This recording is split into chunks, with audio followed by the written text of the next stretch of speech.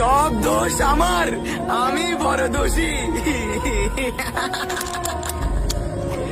সব দোষ আমার, আমি বড় দোষী। তোমার বিন্দু মাত্র ভুল নেই। এবার তো খুশি।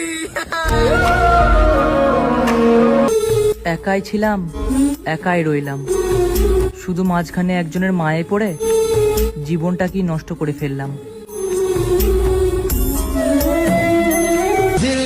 গোলাপ যদি সুন্দর ফুল হয় তাহলে এত কাঁটা কেন? মণি যদি এত মূল্যবান হয় তাহলে বিষাক্ত সাপের মাথায় কেন?